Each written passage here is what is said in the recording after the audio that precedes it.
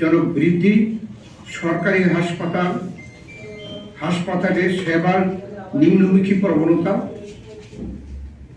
ঔষধপত্রের উচ্চমূল্য, মহানগর ও নগর কেন্দ্রিক বিশেষায়িত সেবা, গ্রামীণ ও প্রান্তিক জনগোষ্ঠীর কাছে মানসম্মত চিকিৎসা সেবা পৌঁছানোর ব্যর্থতা, চিকিৎসক ও চিকিৎসা প্রার্থীদের মাঝে সম্পর্ক আস্থার সংকট, বেসরকারি স্বাস্থ্যসেবার উচ্চমূল্য, প্রবীণ জনগোষ্ঠীর চিকিৎসা সেবার চাহিদা বৃদ্ধি, পরিবেশ ও জলবায়ুর পরিবর্তন, খাদ্য নিরাপত্তা, স্বাস্থ্য বাজেটে অপর্যাপ্ত অর্থ সংস্থান ইত্যাদি বিষয় মানসম্মত চিকিৎসা প্রদানের ক্ষেত্রে গুরুত্বপূর্ণ। এর সাথে বিগত 15 বছর স্বাস্থ্য খাতে পরিকল্পিত উদাসীনতা ও দুর্নীতির ব্যাপকতার মাধ্যমে অতি সাধারণ চিকিৎসার জন্য ক্রমবর্ধমান বিদেশ গমনের প্রবণতা, দুর্নীতির ব্যাপকতার মাধ্যমে অতি সাধারণ চিকিৎসার জন্য ক্রমবর্ধমান বিদেশ গমনের প্রবণতার দেশীয় সেবার প্রতি জনগণের বিমুখ করার ষড়যন্ত্রের বিষয়টি স্বাস্থ্য বিষয়ক সংস্কারের অগ্রাধিকার বিবেচনা রাখা প্রয়োজন। মানসম্মত মেডিকেল শিক্ষা, স্নাতকোত্তর শিক্ষা ও দেশের জন্য উপযোগী চিকিৎসা গবেষণা, চিকিৎসা প্রতিষ্ঠানের নিরাপত্তা, ডায়াগনস্টিক রিপোর্টের বিশ্বাসযোগ্যতা, ঔষধের মূল্য, ইউনানি, কবিরাজি ও হোমিওপ্যাথিক সহ ঐতিহ্যগত সনাতন চিকিৎসা পদ্ধতির প্রস্তাব ইত্যাদি বিষয়েও বিবেচনার অগ্রাধিকার রাখা প্রয়োজন। এইসব বিষয় বিবেচনায় রেখে বাংলাদেশ জাতীয়তাবাদী দল বিএনপি জাতীয় স্বাস্থ্য খাত সংস্কারের যে রূপরেখা প্রণয়ন করেছে তার সংক্ষিপ্ত সার সংক্ষেপ আপনাদের সামনে উপস্থাপন করছি। সময় স্বল্পতার জন্য পূর্ণাঙ্গ বিবরণ উপস্থাপন করা সম্ভব হবে না। তো এই প্রস্তাবনা প্রস্তুতকারীদের মধ্যে এখানে যারা উপস্থিত তারা অক্লান্ত পরিশ্রম করছে।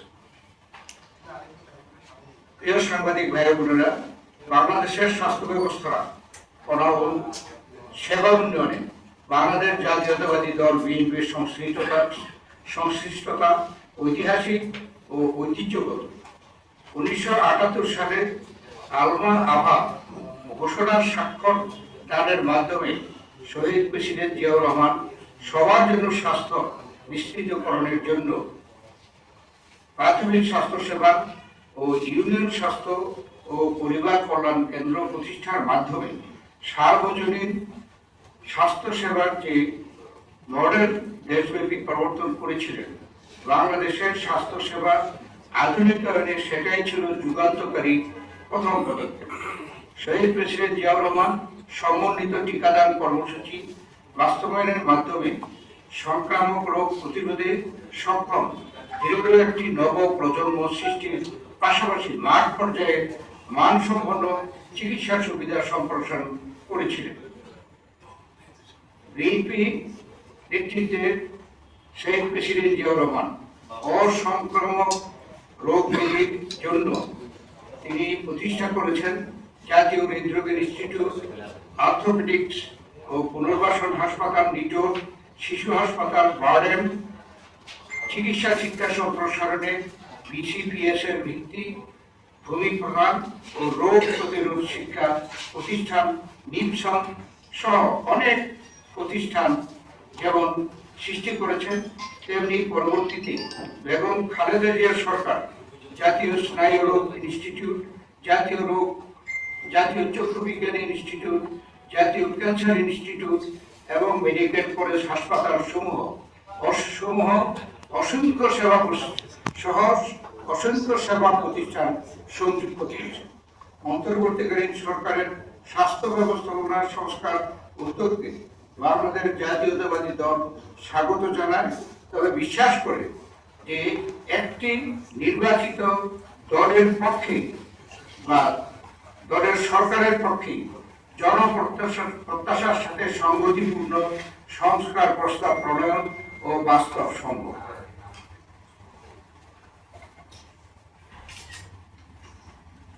প্রিয় সাংবাদিক ভাই বোনেরা, প্রান্ত প্রান্তিক জনগোষ্ঠীর জন্য মানসম্পন্ন স্বাস্থ্যসেবা যেমন আজও নিশ্চিত হয়নি, তেমনি চিকিৎসা বিজ্ঞানের শিক্ষাও আজ পরিকল্পিত নয়।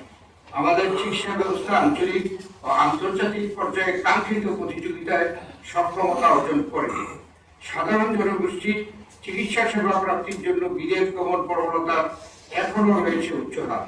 বেসরকারি স্বাস্থ্য সেবা ব্যবস্থা অদ্যাবধি সর্বজনীন জনবাধ্য হয়ে উঠেনি। স্বাস্থ্য সেবা প্রাপ্তি দেশের জনগণের অন্যতম মৌলিক অধিকার, কথাটির বাস্তব প্রতিফলন আজও প্রত্যাশিত মাত্রায় উপনীত হয়নি। একটি পরিকল্পিত স্বাস্থ্যনীতির অনুপস্থিতি, চিকিৎসা প্রার্থীর সম্পর্ক উন্নয়ন, প্রতিরোধী যে প্রতিকারের চাইতে গুরুত্বপূর্ণ, এই সত্যকে প্রতিষ্ঠা করা এখনো সম্ভব হয়নি। যদিও বাংলাদেশ 2030 সালের মধ্যে সর্বজনীন স্বাস্থ্যসেবা অর্জনের জন্য প্রতিশ্রুতিবদ্ধ, কিন্তু পরিকাঠামোর বিষয় যদিও বাংলাদেশ 2030 সালের পরিকাঠামোর বিষয় এক অন্তর্ভুক্তির সূচকে 2021 সালে বাংলাদেশ 100-তে পেয়েছিল মাত্র 52। দক্ষিণ এশিয়ার দেশগুলোর মধ্যে এই সূচকে বাংলাদেশের নিচে ছিল শুধু পাকিস্তান ও আফগানিস্তান। সর্বজনীন স্বাস্থ্য সুরক্ষা ইউনিভার্সাল হেলথ কভারেজ আলোকে বিএনপি রাষ্ট্র কাঠামো মেরামতের 31 দফার রূপরেখায় 26তম ধারায় স্বাস্থ্য খাত সংস্কারের জন্য প্রস্তাব করা হয়েছে। এই ধারায় বলা হয়েছে 31 দফা, এই ধারায় বলা হয়েছে সবার জন্য স্বাস্থ্য। এই নীতির ভিত্তিতে উন্নত কল্যাণকামী রাষ্ট্রে বিদ্যমান ব্যবস্থার আলোকে সকলের জন্য বিনামূল্যে স্বাস্থ্যসেবা পাওয়ার অধিকার নিশ্চিত করার লক্ষ্যে পদক্ষেপ করা হবে। যুক্ত রাজ্যের যে ন্যাশনাল হেলথ সার্ভিস NHS বা এই জাতীয় সার্বজনীন স্বাস্থ্য ব্যবস্থা ইউনিভার্সাল হেলথ কভারেজ আলোকে সকলের জন্য সর্বোচ্চ স্বাস্থ্য সেবা প্রাপ্তির নিমিত্তে প্রয়োজনীয় সকল পদক্ষেপ গ্রহণ করা হবে। দারিদ্র্য বিমোচন না হওয়া পর্যন্ত সুবিধা বঞ্চিত হতদরিদ্র জনগণের জন্য সামাজিক নিরাপত্তা বেষ্টনী আরো সম্প্রসারিত করা হবে। জাতীয় বাজেটে স্বাস্থ্য খাতে বরাদ্দ জিডিপি 5% এর কম হবে না। প্রাথমিক ও প্রতিরোধমূলক স্বাস্থ্য সেবা নিশ্চিত করার লক্ষ্যে পর্যাপ্ত সংখ্যক প্রশিক্ষিত নারী ও পুরুষ পল্লী স্বাস্থ্য কর্মীর ব্যবস্থা করা এবং অসংক্রামক রোগের চিকিৎসা, শিক্ষা, গবেষণা সুবিধা নিশ্চিত করা হবে। এর রূপরেখা আলোকে বাংলাদেশ জাতীয়তাবাদী দল বিএনপির পক্ষ থেকে জাতির উদ্দেশ্যে নিম্নলিখিত প্রস্তাবগুলো উপস্থাপন করা হবে। এখানে অনেক পাতা, সব কিছু পড়তে গেলে অনেক সময় লাগবে। আমি সংক্ষেপে বলতে চাই যে গুরুত্বপূর্ণ বিবেচ্য বিষয় আমরা মনে করি বাংলাদেশের স্বাস্থ্য ব্যবস্থার আলোচনায় প্রায়শই বাংলাদেশ মেডিকেল ও ডেন্টাল কাউন্সিলের অধীনে রেজিস্টার্ড চিকিৎসকদের বিবেচনায় রেখে সকল পরিকল্পনা নীতিমালা প্রণীত হয়। ফলে দেশে বিদ্যমান প্রচলিত ঐতিহ্যবাহী traditional medicine, Unani, Ayurveda, homeopathy, কবিরাজি চিকিৎসা ব্যবস্থার অস্তিত্ব উপেক্ষিত হচ্ছে। ফলে অতীতের প্রচলিত চিকিৎসা ব্যবস্থার অধিকতর উন্নয়ন, আধুনিকায়ন ও বৈজ্ঞানিক করার লক্ষ্যে প্রয়োজনীয় গবেষণা ও বিবিধ সহায়তা প্রদান সমান গুরুত্বপূর্ণ। স্বাস্থ্য খাতে বিগত 15 বছর অনিয়ম